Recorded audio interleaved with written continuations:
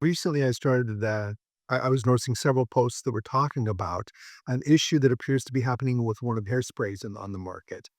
She says, I've been using Kenro Volume Spray number 25 for years. And I remember when that first came out because it came out, that hairspray did. And it impressed me so much that between that and the dry shampoo, I liked it so much that I took an offer to be an educator for that company. Well, and they had a really good protein I like too. So that was the reason why it was those products.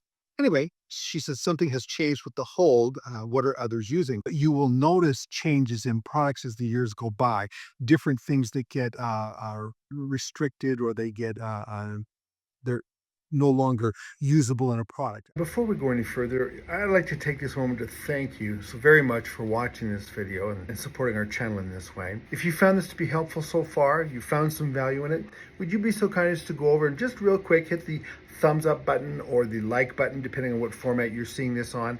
That really does help.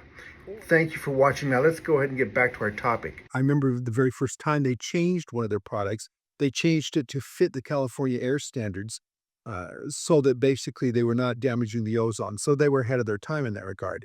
And when that happened, I heard a lot of people, they would say, well, they didn't like this or that about it. And then that's what happens is that hair products in general have to keep up with whatever's necessary for society in general. So what can you do when this happens? When you've got a product like Henry Volume Spray, remember 25, I've got a can of it right over here.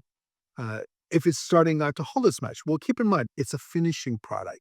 So use a mousse, maybe a spray gel, but use that in advance. Remember, hairsprays are finishing products. They're not holding products.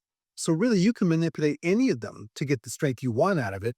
Just use a mousse or a spray gel in advance. And what'll happen is the polymers will interact and you'll have the firmness you want or even firmer than what it had before. It's kind of up to you. But don't look at it like, well, I have to change product lines. I don't work for Kenner anymore. In fact, I haven't been an educator for them for years and years and years. But you don't have to quit using the product. Just get yourself something that'll supplement the issue at hand, so that you can change it. Because as sure as you change to a different product line, you're going to notice that it has the same problem or it has a similar problem, simply because that's what's going on in the industry in general.